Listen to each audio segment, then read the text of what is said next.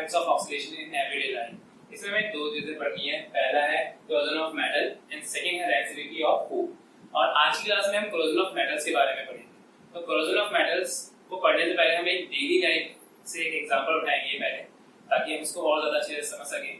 तो जो कोरोजन मतलब ये है, अगर हम कोई भी एक मेटल बॉडी ले, मेटल बॉडी मेरा कहने का मतलब ये है, अगर हम मान लो एक अलमारी लेते हैं लोहे की, या फिर हम लोहे की एक कील लेते हैं, किसी को भी लेते हैं, ठीक है। जब ये स्टार्टिंग में बिल्कुल, जब आप बिल्कुल नए नए इसको खरीद के लाओगे तो ये कैसे दिखेगी, बिल्कुल एक शाइनी अपीयरेंस देते हैं, ठीक है।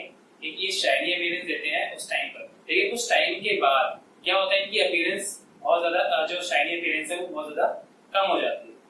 तो अगर इसकी शाइनी अपीयरेंस कम हो रही है तो हमें ये जानना है कि इसकी अपीयरेंस कम क्यों होगी।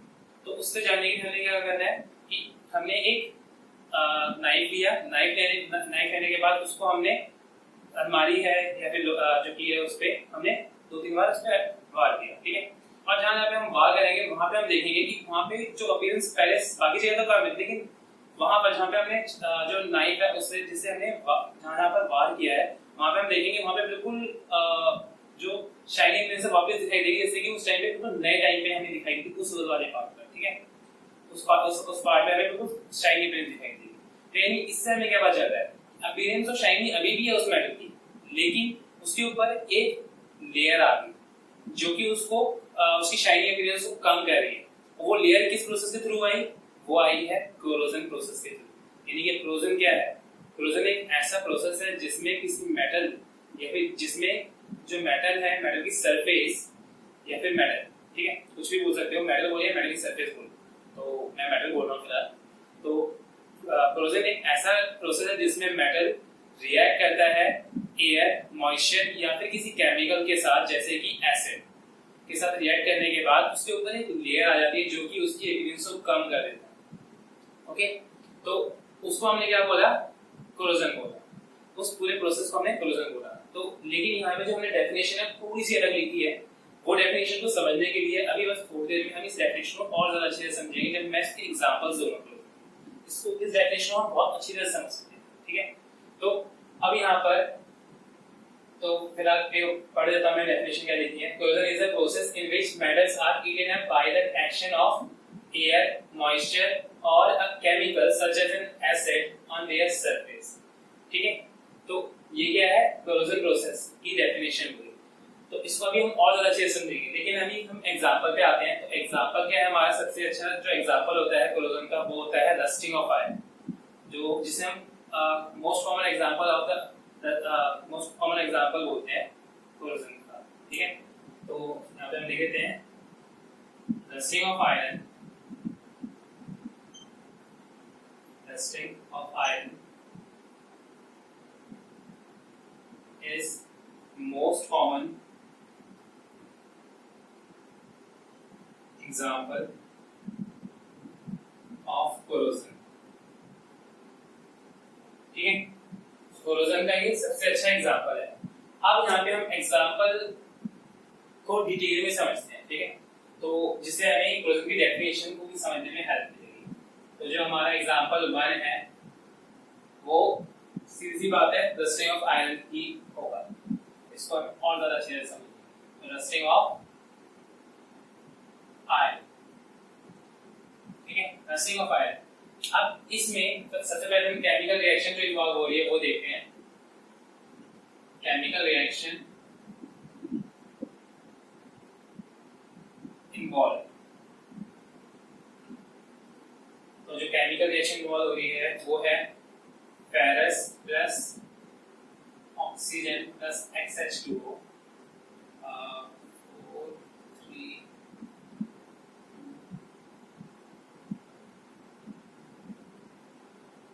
ये बनाएगा 2Fe2O3.XH2, ठीक है। ये बैलेंस भी है,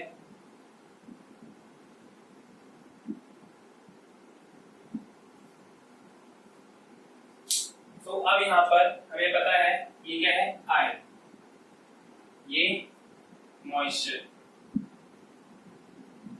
और ये तो ऑक्सीजन है, हमें बताइए। और ये क्या है, ये है हाइड्रेटेड आयरन 3 ऑक्साइड।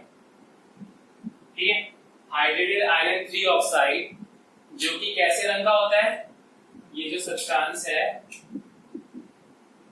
ये सब्सटेंस ये होता है ब्राउन कलर का, ब्राउन रेड कह सकते हो, रेडिश ब्राउन बोल सकते हो। ठीक है, तो ये hydrated iron 3 oxide brown red colour का होता है। यानी कि हमने देखा होगा जैसे कि तुमने सभी ने कि जो लोहे की जो कील या फिर जो अलमारी होती है जब पुरानी जाती है तो उसके ऊपर जो परत चढ़ जाती है या फिर जो हम कहते हैं जो लेयर चढ़ जाती है वो ब्राउन कलर की होती है। ओके, तो अब यहाँ पे हम पहले इस रिएक्शन को समझने की कोशिश करते हैं। ये जो रिएक्शन है इसमें जो आयरन है, आयरन किसके साथ रिएक्ट कर रहा है, जो आयरन का जो आयरन बॉडी है वो रिएक्ट कर रहा है ऑक्सीजन के साथ जो कि एयर में प्रेजेंट है, मॉइस्चर के साथ। तो वो क्या बना रहा है, वो हाइड्रेटेड आयरन 3 ऑक्साइड Fe2O3.XH2 बना रहा है। अब यहाँ पे X क्या है, यहाँ पे X क्या है, वो X है अमाउंट बता रहा है कि वाटर का अमाउंट जो है वो फिक्स नहीं होता, एक वेरिएबल है X एक्चुअल में यहाँ पे जो कि बता रहा है कि जो अमाउंट है वाटर का यहाँ पे यदि मॉइस्चर का वो फिक्स नहीं होता, वो वेरी कर सकता है। ठीक है, तो अब यहाँ पर जो ये हाइड्रेटेड आयरन 3 ऑक्साइड बना है इसी को हम क्या बोलते हैं, इसी को हम रस्ट भी बोलते हैं। यानी कि जो जंग हम बोलते हैं ना, जो जंग लग रही है किसके ऊपर, लोहे के ऊपर, वही रस्ट क्या है, Fe2O3.XH2 है। और ये क्या है, ये जो रस्ट होता है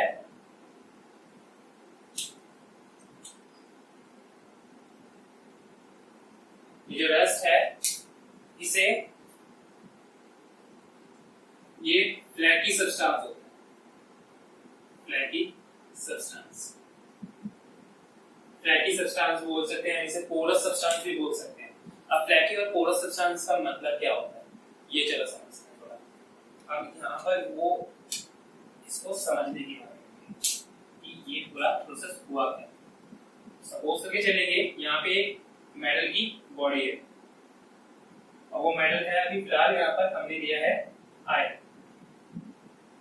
ठीक है, ये आयरन की बॉडी है और इस आयरन बॉडी पर कुछ एलिमेंट्स या फिर कह सकते हैं हम ऑक्सीजन अटैक कर रहा है इस पे और मॉइस्चर अटैक कर रहा है। तो मैंने शो कर देता हूँ यहाँ पे अटैक कर रहा है यहाँ पे ये ऑक्सीजन और यहाँ पे एक और चीज अटैक कर रहा है इसकी सरफेस पर जो एक्सपोज है, ये एक्सपोज सरफेस है। ठीक है, ये वाली सरफेस क्या है, इसकी एक्सपोज्ड है एयर में, एक्सपोज्ड सरफेस। तो और ये वाली सरफेस अंदर की तरफ है, ये समझ लो यहाँ पे और भी मतलब इतना ही आयरन नहीं है, यहाँ पे और पूरी जगह आयरन है, लेकिन ये एयर की तरफ एक्सपोज्ड है ये वाली सरफेस। तो ये हमारा क्या है, वाटर है या फिर मॉइस्चर कह लो, मैं मॉइस्चर लिख रहा हूँ, इसका मतलब है XH2 है। ठीक है, तो ये जब इस पर अटैक करेगा तो इसके ऊपर एक लेयर आ जाएगी। वो लेयर किसकी होगी, वो लेयर होगी Fe2O3.XH2 यानी कि आयरन हाइड्रेटेड आयरन 3 ऑक्साइड की लेयर होगी। तो उस लेयर को मैं ब्लू कलर के मार्कर से बना देता हूँ फिलहाल अभी। तो ये इसके ऊपर एक लेयर आ जाएगी बाद में, तो ये मैंने लेयर बना दी। ठीक है, और ये जो लेयर है ये लेयर किसकी बनी होगी, ये लेयर बनी होगी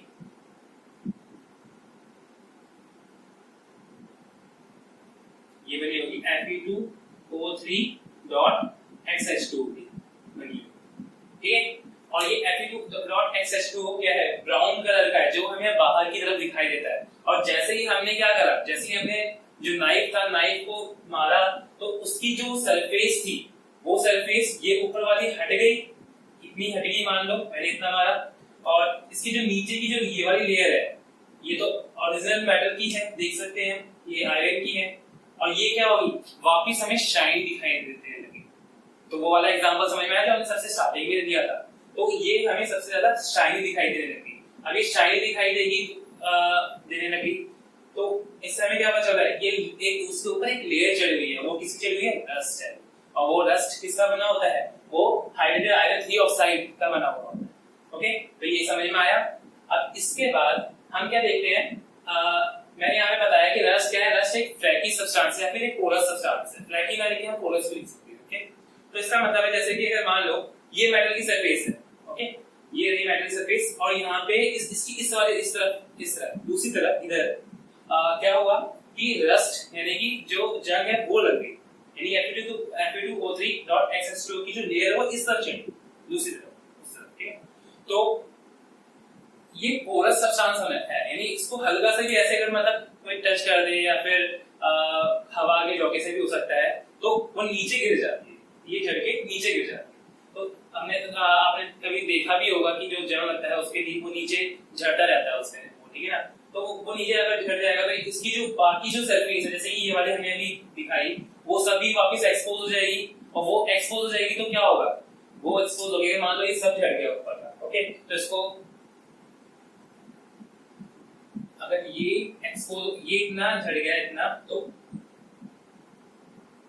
यहाँ पर है, तो अब ये वाली सरफेस हमें दिखाई देगी। पहले देखो पहले सरफेस यहाँ तक थी पहले सरफेस, अब कम हो गई सरफेस, मतलब इसकी जो चौड़ाई थी पहले ज्यादा थी अब कम हो गई। हाँ, और चौड़ाई कम हुई है, इस बात को ध्यान देना, ठीक है, यानी कि मेटल हमारा खत्म हो रहा है, डिस्ट्रॉय हो रहा है, और डिस्ट्रॉय होने का मतलब है हमारा अब यहाँ पे इस बात का है कि जो हमारा मेटल है वो डिस्ट्रॉय हो रहा है। अब यहाँ पर हम ध्यान दे सकते हैं कि ये जो मेटल सरफेस है अब एक्सपोज हो गई, वापस ये रिएक्ट करेगा ऑक्सीजन के साथ मॉइस्चर के साथ, फिर वापस क्या बनाएगा, वापस ये बना देगा रस्ट बना देगा, यानी कि Fe2O3 की एक लेयर वापस आ जाएगी, और फिर ये वापस नीचे गिर जाएगी, फिर वापस आएगी, यानी कि हम क्या देख रहे हैं धीरे धीरे इसकी जो मेटल है वो डिस्ट्रॉय होता जा रहा है धीरे धीरे। तो यही चीज क्या है, कोरोजन प्रोसेस है। अब आते हैं डेफिनेशन पे, जो मैंने कहा था कि मैं बाद में समझाऊंगा। तो कोरोजन क्या है, कोरोजन एक ऐसा प्रोसेस है जिसमें मेटल की सरफेस को खाया जाता है, मेटल की सरफेस को खाया जा रहा है, यानी खाया जाने का मतलब क्या है, डिस्ट्रॉय करा जा रहा है।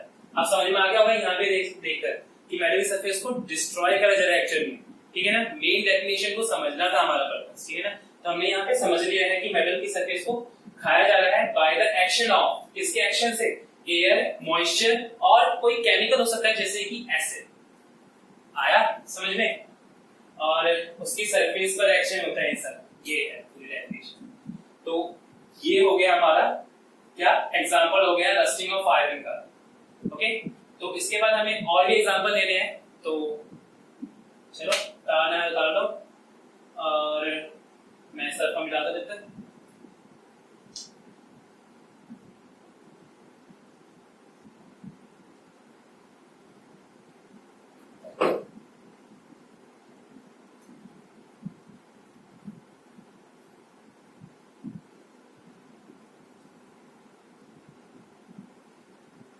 ये हमारा एग्जांपल 1 था, एग्जांपल 2 देखते हैं।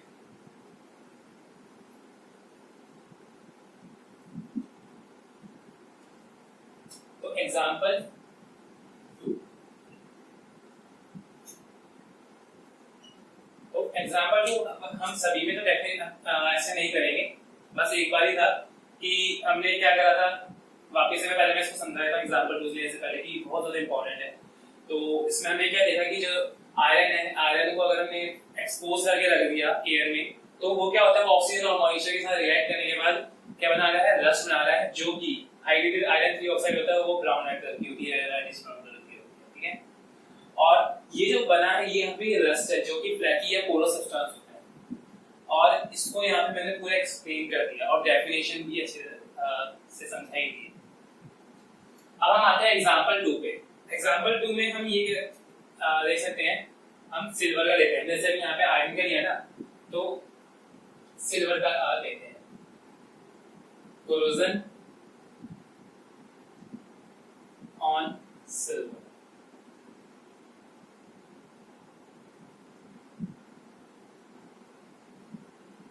तो कोरोजन ऑन सिल्वर ये हमारा, ठीक है। तो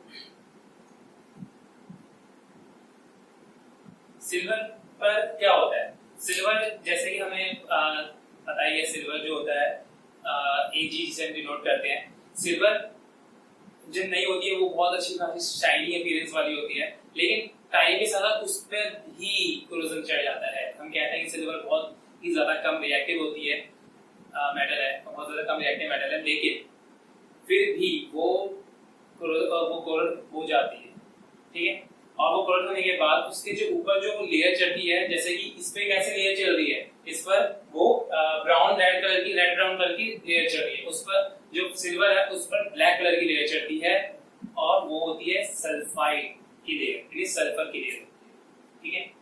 तो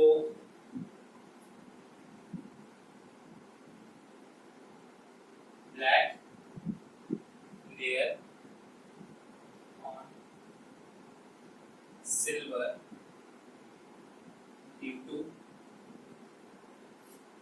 सल्फाइड लेयर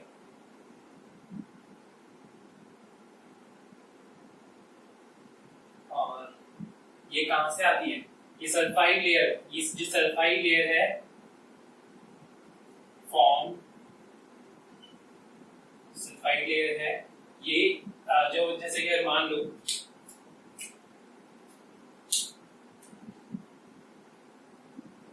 ये, जैसे हमने यहाँ पे एक एग्जांपल लिया था, ये इसकी तरह ही बता रहा हूँ मैं फिलहाल। सिल्वर का एक मेटल है, ये सिल्वर है और ये एक्सपोज कर दिया हमने एयर में, ठीक है, यहाँ पे एयर है। तो एयर में क्या है, एयर में बहुत सारी गैसेस हमें पता है, एयर में हाइड्रोजन सल्फाइड नाम की भी एक गैस होती है जो सिल्वर के साथ रिएक्ट कर देगा, जो कि इसका एक्सपोज पार्ट है, उससे रिएक्ट करने के बाद इसके ऊपर एक ब्लैक कलर की सिल्वर सल्फाइड लेयर चढ़ा देगा, sulphide layer of silver, silver की सल्फाइड लेयर चढ़ा देगा, जो कि कैसे रंग की होती है, जो कि होती है ब्लैक कलर की, ओके। तो मैं यहीं पे वही, यहाँ पे वही लिखूंगा, black layer on silver due to sulphide layer,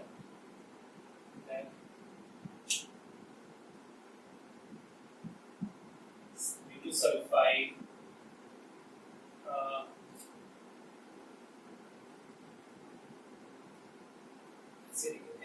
black colour of silver due to sulphide layer, ठीक है। और ये फॉर्मेशन की फॉर्म होती है form by the hydrogen sulphide gas present in air, ठीक है। तो इसमें जाने वाली बात क्या थी कि जो सिल्वर पर जो लेयर चढ़ रही है, सिल्वर पर जो लेयर चढ़ रही है वो ब्लैक कलर की होती है, सिल्वर पर जो लेयर है वो ब्लैक कलर की है, और वो किसकी लेयर होती है, वो सल्फाइड लेयर होती है, ओके। और ये फॉर्म होती है हाइड्रोजन सल्फाइड के कारण, तो ये चीज याद रखना, ओके। और इसके बाद हम अपना नेक्स्ट एग्जांपल लेंगे कॉपर, तो इधर ही ले लेते हैं नीचे एग्जांपल 3,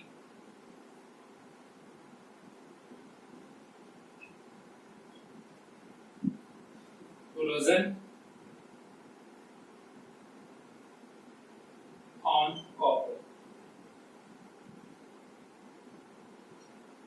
कॉपर के ऊपर अगर corrosion तब क्या होगा, तब ग्रीन कलर की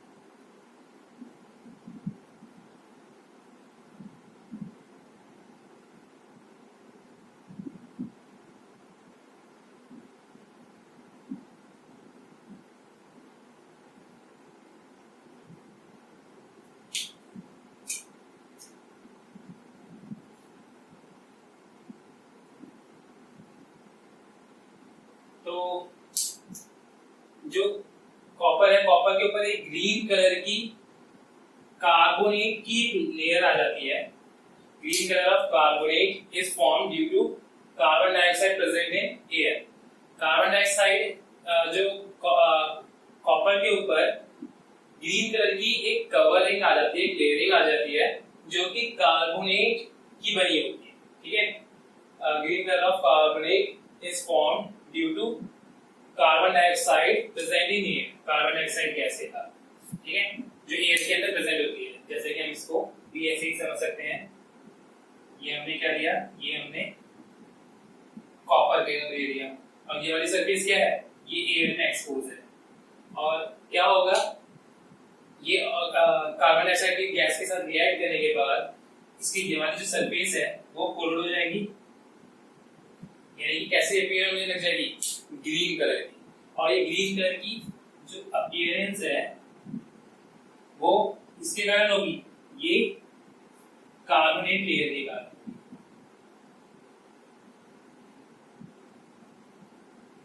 ठीक है, कॉपर कार्बोनेट।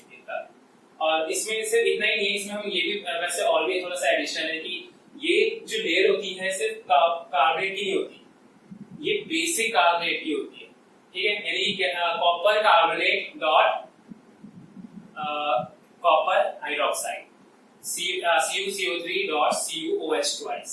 तो ये फॉर्मूला बनता है इस लेयर का। और ऐसे ही अगर मैं इस लेयर की यहाँ पे अगर मैं बात करूं, जो ब्लैक कलर की जो कोटिंग हो रही है वो सिल्वर सल्फाइड की होती है जो कि Ag2S होता है, ठीक है, फॉर्मूला। और यहाँ पे हमारी तीन एग्जांपल खत्म होते हैं। इसके बाद जो सबसे ज्यादा सवाल पूछा जाता है इस टॉपिक के ऊपर से, एक तो वो डेफिनेशन हो ही गया, और रस्टिंग ऑफ आयरन के ऊपर जो सबसे ज्यादा इंपॉर्टेंट एग्जांपल है, ये सबसे ज्यादा इंपॉर्टेंट है, याद रखना।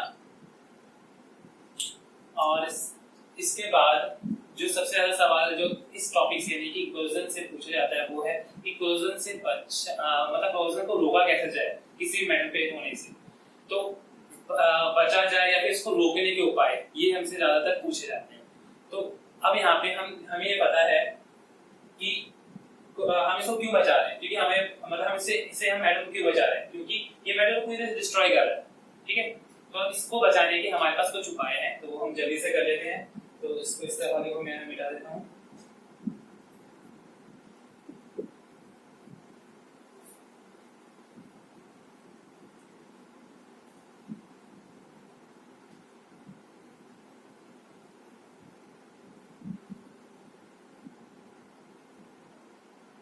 तो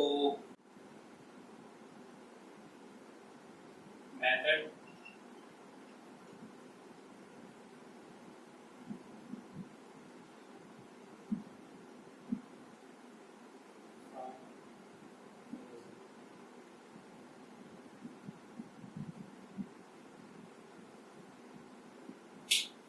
तो सबसे पहला मेथड है, मैं ब्लू से लिख रहा हूँ, होता है। तो इसमें जो सबसे पहला मेथड है वो है पेंटिंग,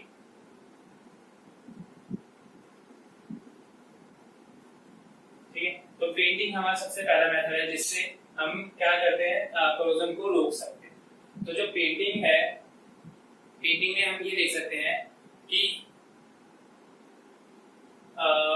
इसको पहले मैं समझाया था कि पेंटिंग कैसे कोरोजन से रोक सकता, कोरोजन से हमें कोरोजन को से मेटल को बचाती है, ठीक है। तो चलो हमने क्या लिया, एक मेटल है, मेटल को अगर हमने इतना पोर्शन है मेटल का, मतलब ऊपर से ये मेटल है, ठीक है, ये कोई मेटल है, कोई भी मेटल हो, इसको मैंने पेंट कर दिया। पेंट करूंगा तो इसके ऊपर एक एक्स्ट्रा कवर चढ़ा दूंगा, ओके, एक एक्स्ट्रा कवर चढ़ा दिया, मान लो ये रहा वो एक्स्ट्रा कवर, ये रहा मेरा पेंट, ये है मेरा पेंट, और यहाँ पर एयर है, ओके।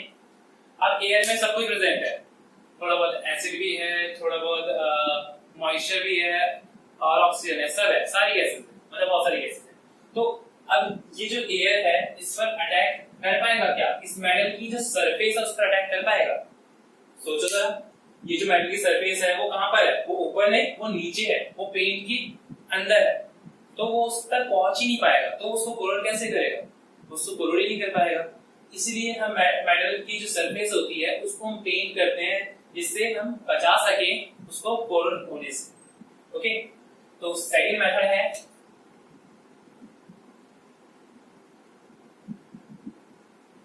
by making alloys। अगर हम किसी मेटल को अलॉय बना दें, किसी मेटल की अलॉय बना दें, तो वो क्या होता है, वो ज्यादातर मेटल के जो अलॉय होते हैं वो कोरोजन के को हम कह सकते हैं कोरोजन को रेसिस्ट करते हैं, कोरोजन को होने ही नहीं देते अपने ऊपर। ठीक है, तो ये हो गया। और तीसरा है टिन या फिर कह लो टिन और क्रोमियम प्लेटिंग। टिन और क्रोमियम कुछ ऐसे मेटल्स हैं जो कि बिल्कुल अच्छी तरह से रेसिस्ट करते हैं किसको, कोरोजन, मतलब उसके उनके ऊपर कोरोजन होता ही नहीं है, ये हम कह सकते हैं। तो हमने अगर मान लो ये पेंट के बदले मैंने यहाँ पे स्किन के ऊपर क्या लगा दिया, मैंने एक टिन की कोटिंग कर दी। ठीक है, टिन की कोटिंग कर दी इस मेटल सरफेस पर, तो उसके ऊपर तो कोरोजन होगा ही टिन के ऊपर, तो लेकिन नीचे वाला मेटल तो हमारा सेफ हो जाएगा ना, क्योंकि वहां तक ये नहीं पहुंचेगी। ठीक है, एक ये हो गया। और फोर्थ है गैल्वेनाइजेशन।